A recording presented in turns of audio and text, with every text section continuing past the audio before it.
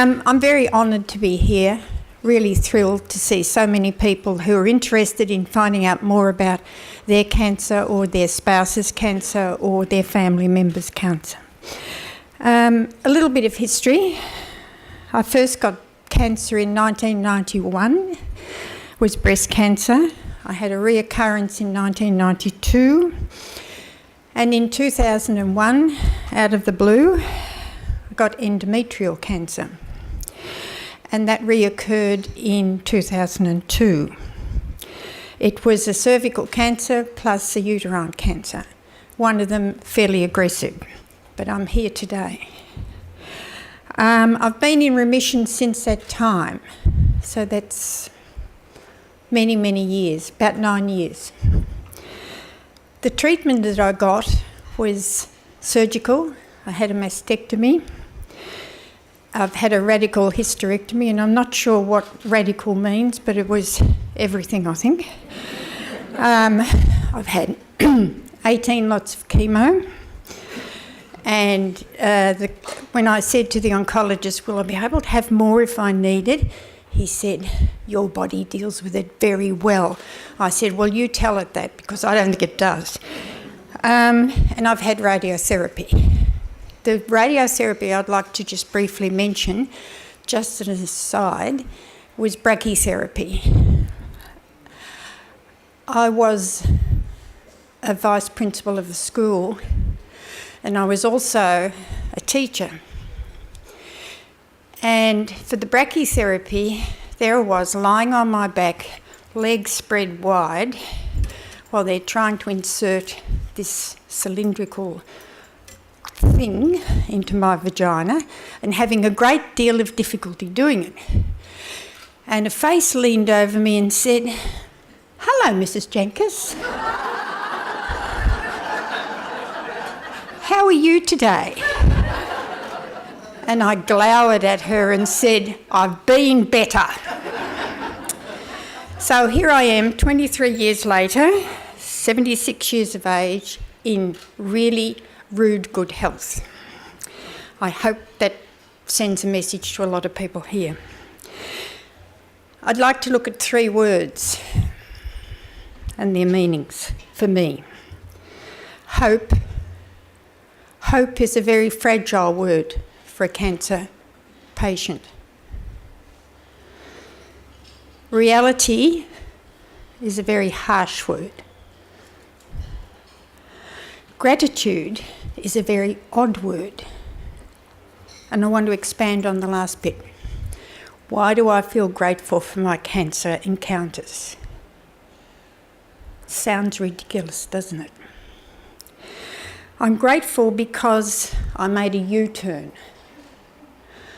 I was a successful person in my profession. I had a lot of respect. I had success, and it was all ego massage. And I would never have realised that unless I got pulled up by that disease. And so I had to replace where I'd been to where I was at then. And it involved new focuses. What was going to make me feel well and happy and my life meaningful was no longer work, was no longer what other people thought about me. So now it had to be different. And over these years, and it's a slow process, what I've discovered is that you get fulfilment in lots of other things. For me, I got it from family. I got it from friendships. I got it from physical fitness, which I really work hard at. And I got it from intellectual pursuits. I got new meaning in my life, and I've built that and built it and built it. So, what didn't help? Lack of information from the medicos, and we've heard about that already, haven't we? My husband's absolute denial of my cancer. Didn't want to know about it. Didn't want to hear about it. It's over. It's finished. You're all right. That wasn't helpful. And I was a coward because I didn't process it. I didn't push it. The terminal prognosis was not a good thing. The invisibility of some of the cancers that we have to deal with, and we don't know about them until it's very late. That's a real issue. And for the younger people here, the implications for the matters of sexuality, family, privacy. I was lucky. I had 50 years plus before cancer came to me. The issues that we cope with, planning ahead is difficult, isn't it? I've had to cancel overseas trips 3 weeks before I was due to go. No insurance cover for pre-existing illnesses. That little thing at the back of your mind, fear of dying, that you keep at the back of your mind. I fear pain. I fear the aloneness of cancer. And it's hard to keep on staying positive when that question's always at the back of your mind. And I call it the thin red line. Being scared so that you become a hypochondriac, or not being scared so you're Pollyanna, everything's all right, you know, it's all gone away. It's very hard to walk that line in between, isn't it? I just want to finish up. I think I'm running out of time. I don't just want to survive, I want to thrive. Big difference. And by thrive, I mean make every day count. Every day is meaningful. And I'll finish up with the fact that one of the things that helped me, and this is 10 years ago, I decided that I would do an advanced care plan. And people looked at me and thought, ooh, that's a bit macabre, it's a bit creepy. It isn't. I planned, I'd had a terminal diagnosis, I made plans, a document, with help. I discussed it with my family. My husband burst into tears. My younger son burst into tears. And my older son said, "What a fantastic idea, Mum. What a great thing to do." So a great burden was lifted off my neck and my heart, and I've never regretted it. So keep that in mind. Thank you. Can you see me? I was looking at Pat standing up there thinking, I'm going to get lost behind this podium. My name's Katia and this is my sister Miranda. And as we walked into this room and we looked around at all the hundreds of people, and this is the biggest audience I've ever spoken in front of, Miranda said to me, "I wish Mum was here to do this. Mum would have been able to give a great story of her life." And I guess my response back to my sister was, well, she is. We're doing it for her. So we want to today speak to you about our experience as daughters. Having been through a very long journey with our mum, she had ovarian cancer for 10 years. And it was 3 years ago that she passed away in February. And to this day, it still feels like she's here. We miss her very much. But I think it's important for us to share our knowledge that we sought and gained during this time. Okay, so over Mum's 10-year journey with ovarian cancer, she had lots and lots of periods of wellness. So throughout that time, yes, she did go through treatment. She went through chemo, she went through radiotherapy, but she did have times of not remission, but periods of wellness where we as a family got to enjoy her, and it still catches me. So after her initial diagnosis and becoming well after having chemo again, she was there for my wedding. So that was a very, very special day. Something that unfortunately Katia won't have her there in person, but definitely in spirit. She was also there for the birth of my first child. So she got to have 4 months with my son Ryan, which was also a very special time. So we take those periods of wellness as making our family the solid unit that it is, and really cherishing the time that we had with her, because 10 years with ovarian cancer is a very long time, and we were lucky, we were blessed. I guess one thing I'd like to add with that is, I won't have my mum there for my milestones, but I have my sister.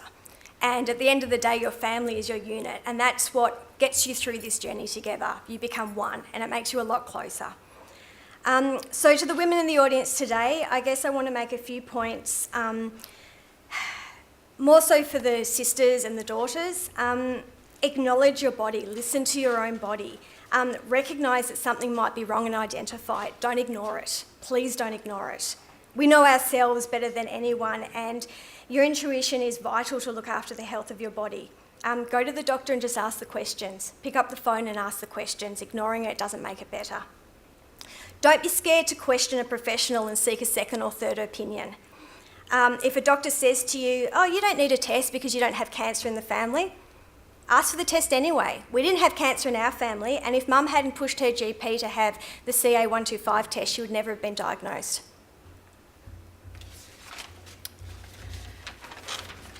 So the next part that we'd like to talk about is the knowledge that we sought out and that we gained over this journey. So after Mum's initial diagnosis, it enabled us as a family group to come together and ask the important questions about treatment options. Mum was diagnosed with quite an advanced ovarian cancer, and to hear the word cancer we'd never experienced in our family before, so it was very scary. Understanding the medical terminology can be very difficult for a lot of people, and obviously relying on Dr. Google, which we sort of did, is not very helpful.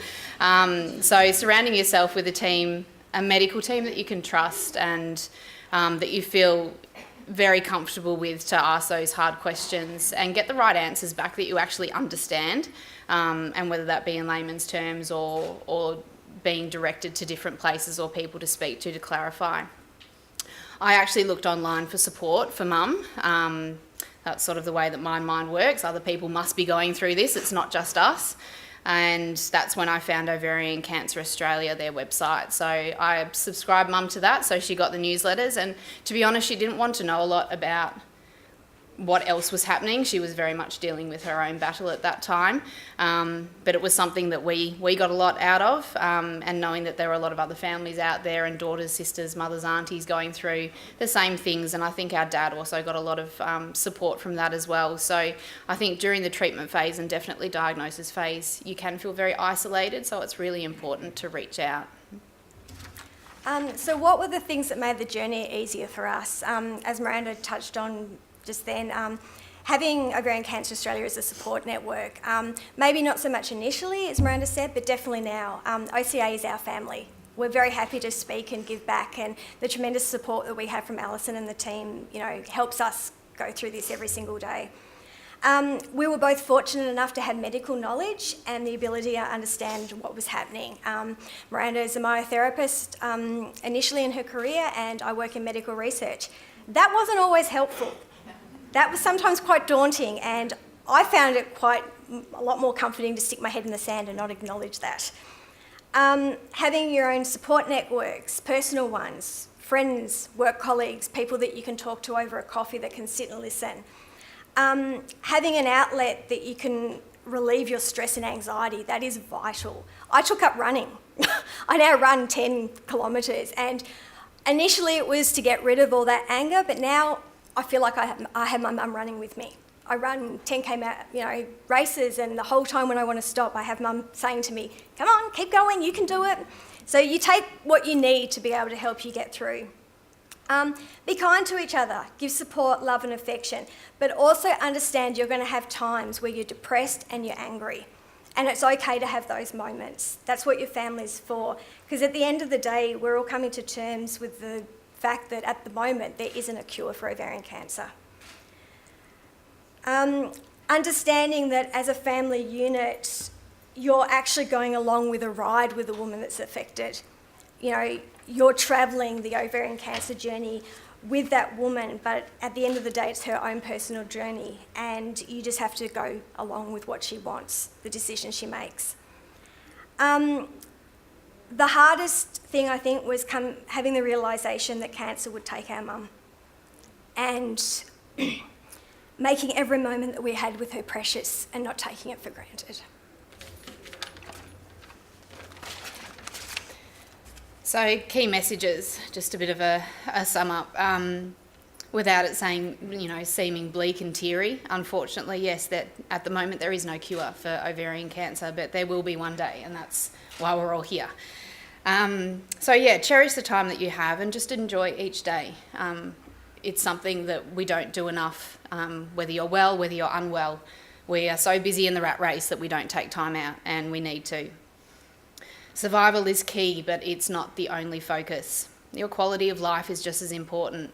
And as Pat said, finding things that stimulate you and make you drive to be a better person, or a better person for someone else, or just getting through your day and not just focusing on the fact that you've been diagnosed with a cancer. And also touching on what Pat said, we talked to Mum about the inevitability of what would happen, and that at some point we wouldn't have her with us anymore. So I think when it came to that time, we sat there as a family and we went through Mum's jewellery and we did all of those things. And I think at the time, yes, it was a bit in your face and a bit scary and a bit, oh, we don't need to be doing this, but I'm so glad I got to sit there with her and hear the history of the pieces of jewellery, or a special piece of artwork, or something that meant something to her, because there are a lot of people that lose a loved one and they don't get that opportunity and they don't get to carry those things with them. So even though it is hard and confronting and, yes, a little bit scary for some people, it's a really good thing to do, because it does create that resolve. And saying goodbye is a hard thing, and if you prepare yourself for it, even before, well before, when it actually happens, it does soften it a little bit. So yeah, it is, it's difficult. Mum took the time to write us a journal, one each, and a final goodbye letter as well. I read that often when I feel like I need to hear her voice, and I do hear her voice when I read it. So our experiences are unique, and we got through our journey, but it's likely to be different for every single different person in this room.